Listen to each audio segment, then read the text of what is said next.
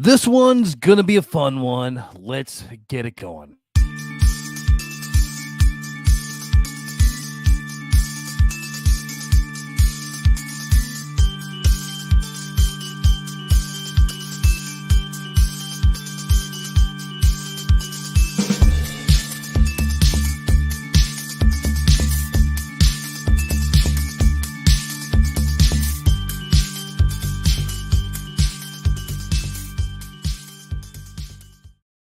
Welcome to the Fandemic Presents Alone Star Reviews. This is a podcast about the things you love and the voices that don't. Each episode, I'm going to take a beloved movie, TV show, or saga, go over some of the facts about it, and then read some of its worst reviews.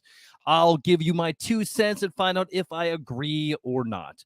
I'm the self-proclaimed Emperor of Awesome, Bradley Butin, and this is Alone Star Reviews on YouTube. And then check it out a week later everywhere you get your audio podcast. We are on probably the best Star Wars movie ever made. Well, and personally, my all-time favorite movie ever. That is Star Wars: The Empire Strikes Back, Episode 5. Man, this is classic 1983. This is the movie that, man, built me. One of the movies that built me. I can easily say that. I don't know how many times I've seen this movie, but it's up there. It holds up to this day. Man, it's the this is where you find out, spoiler alert, that Darth Vader is Luke's father, and one of the greatest turns in probably the twists in cinema history.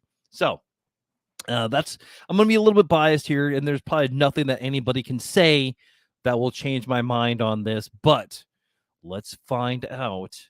Anyway, so we're going to start off with some dirty deeds done dirt cheap. Yes, that is right. I'm going to start off with the 10-word summary of this, of The Empire Strikes Back, and that is Nerf Herder, Wampa, Yoda, join us, Carbonite, I know, and Daddy. Yes, there is my 10-word summary. Give me your 10-word summary and see if yours is better than mine. Now, we're going to talk about some ratings on the movie. So the ratings, we're going to go with IMDb first. They rated this 8.7 out of 10. And the Rotten Tomato meter gave it a 94% and an audience score of 97%. So actually pretty close. So awesome. Going into a couple of facts for this movie. The Emperor was played by a woman, Elaine Baker. I believe we just lost her as well, so rest in peace. Hoth, the planet Hoth is actually Norway. The line "I know" was actually improvised by Harrison Ford. In the script, Obi-Wan was Luke's father. Only Hamill, Kirshner, and the producers actually knew the reveal. So that's kind of cool. And let's do one more. Is the line, "Luke, I am your father," or "No, I am your father"? There is some big debate, Mandela effect, and all of that kind of good stuff. So anyway, let's get back to everything. We are going to go into the Lone Star reviews, and now I pick these out by title alone. Then I check the length, and we go from there. So I do also have a rage meter that I'm going to talk a little bit about as well. And we'll rate the rage on here. A Lone Star review number 1. This is called grossly overrated. This film is bad in the sense that it is hardly a film at all. It has no structure, no dialogue, no screenplay, a threadbare story, but one that is not told because of non-existent direction, etc. It continues where the original left off and just notches off plot elements one by one without any urge to tell a story or develop characters, relationships, etc. The makers probably conceived this as a filler between numbers 1 and 3 and didn't bother with it. Of course, that's all right. I don't have any problem with that. But what really does disturb me is the high praise meted out to this film from almost every quarter, from viewers and critics alike. On this board, it's being rated as the 17th best movie of all time. I've consulted quite a few film guides, and they all tag maximum or near maximum stars to this film. Even more bizarrely, they consider it to be the best of the series. And in my mind, it's clearly the worst. What is going on? Well, this is the worst of all the Star Wars? Okay. Cool. Let's keep going. What is going on?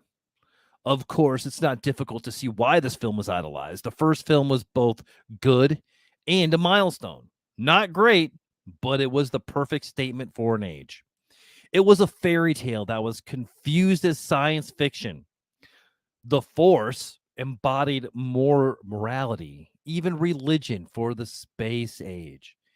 It is set in the distant past and therefore pertains to origins rather than where technology is going.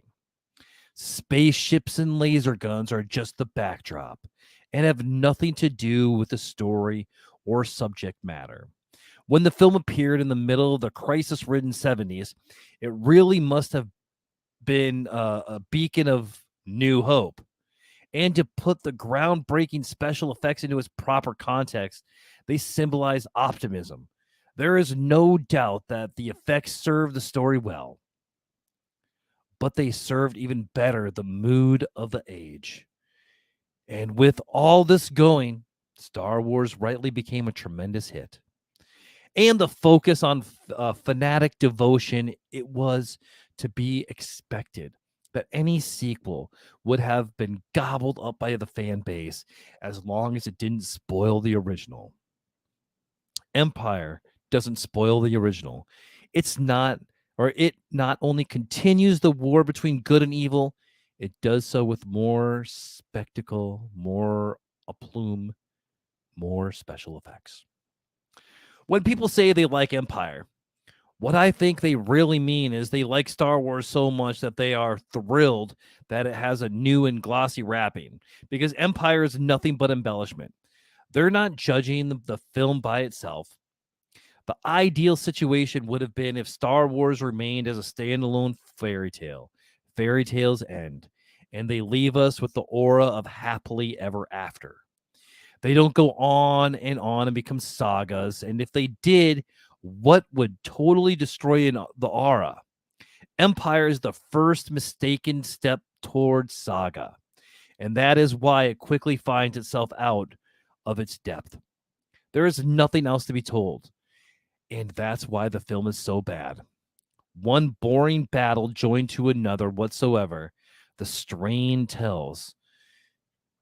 Everybody is straining to do something when there is nothing to do. The third film, The Return of the Jedi, redeems itself by trying to finish a story.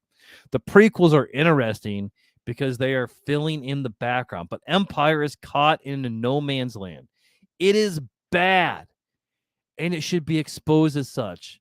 All this pretending isn't healthy, I don't think. So he said it came out in the 70s. This one came out in the 80s. So I don't know if he's got rage, but I just think he's mistaken.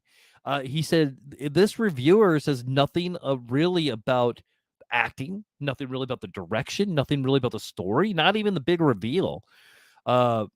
So is this guy right, or is this guy a dumbass, or this person a dumbass? Let me know, and let's find out. Okay, let's go on to a Lone Star Review 2. And this is titled The Worst Star Wars Movie Ever. The Last Jedi is still the best by far. This had no plot. And this is from 2019. I mean, since they name dropped The Last Jedi. All right. Well, let's I see a lot of red squiggly, so there's definitely gonna be some errors here. So I apologize, and I will read them as it is. The characters are the only thing that saved this film.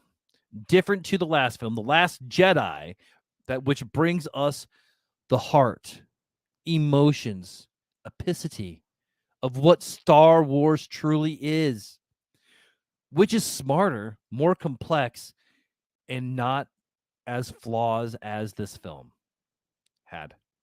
People just repeat what others say. Can't believe that this piece of trash had more positive reviews that a masterpiece like The Last Jedi is. That makes me lose faith in humanity sometimes. It's like you have to give easy, basic, and dumb scripts to people. Because if you give them something mystique, magical, epic, complex, like The Last Jedi, they don't understand it. And hate it with no arguments. Here, in this film, the sound effects almost made me vomit. The plot? Well, it had no plot. So it was extremely boring. As the only real fan of Star Wars, my rating is honest and should be considered as the most important vote. Oh, that's it. Oh man. This one's comical actually. There's some definitely rage. I can't determine if this guy is parodying or if this is a joke because I don't get it. So Last Jedi? Okay. So hey, everybody's got your favorite, and whatever your favorite Star Wars is that brought you into this amazing universe, the saga, you know what? More the power to you. For me, Star Wars is at its best in Empire Strikes Back, and it's at its worst for Andor. And a lot of people love that show. I couldn't get into it, but if you want to hear me talk about it, me and my podcast partner Brian S. Dennis, or the S stands for and or sucks. Check out Pre-Venge of the Nerds. We talked about it quite a bit. All right, a Lone Star Review 3. This one is called "Hard to Believe the Series Survived This Terrible Movie," and this one is from December of 2020. At least the original Star Wars had a story with a beginning and an end. The sequel is nothing more than an action-filled installment in a Saturday afternoon serial. How about anyone older than 12 enjoy this? But it has other problems. Luke is a simp. The more he's on screen, the worse it gets. I'm surprised that there is 3 years between Star Wars and the sequel. Lucas hadn't figured out that Han Solo was a star. Frankly, I would have drop kicked Princess Leia too. She's so dull. And when you think it can't get any worse, Fozzie Bear from the Muppets shows up wearing a little elfin costume and speaks Yiddish syntax. And by the end, it's obvious this was just a setup for the third one. But which time I would have figured everyone would have lost interest. And that's it. So hard to believe the series survived this type of movie. He talked about Luke being a simp. I don't even know what that is. The sequel, more action films. I mean, it's action, man. There's a lot in there. Yoda, uh, Dagobah, the shadow, the cave of sorrows. Um, man, this guy gets a bunch of rage too. I think this one is another one of those reviews that people just write a review because they're bored, and they take something that so much people love and just want to kind of hit it. So sure, good job, man. Again, let me know what you think of this one as well on the Lone Star reviews, and let's talk about it. This is gonna be a shorter episode. That's okay. Did any of the reviews change my opinion? No, I can't even take 2 of the 3 seriously, to be honest. So, that's that. All right. You can follow me at Facebook under the Fandemic. Pretty much anywhere you can type in the Fandemic and you'll find me. And enjoy the other shows on here as well. If you're listening to audio only, you're going to get about 3 shows a week, at least 3. You're going to get this, a Lone Star. You're going to get Pre-Venge of the Nerds, and you're going to get a Fandemic episode. So each are a little bit different. So a little bit of something for everybody. You can go to TikTok at Fandemic1. There'll be little clips of this episode coming soon. If you want to support the show, there are several ways to do so. You can buy me a coffee at buymeacoffee.com/thefandemic. You can find us on Patreon at patreon.com/PVOTN Become an episode assistant, episode producer, Pre-Venge producer like Stacy, our friend, or become part of the Council of Nerds. Yes, starting at $5 a month, you could be part of the con. Become a monthly supporter on anchor.fm, PVOTN, or just go to PayPal or Venmo at Bradley Butin. And, Brian and I will toast you or roast you on the next episode. Or, you know what, just share the show with someone you want to make a little more awesome. And don't forget to leave a 5-star review. Check out all the shows on the Fandemic and Pre-Venge Nerds everywhere you get podcasts. You can also order my kids' books, Leveling Up My Awesome and Stuffed Animal Night Force versus the Dream Invaders on Amazon, or connect with me for autographed copies. And I'm going to end this episode with this. Don't let today end with a why didn't I? Have a great day.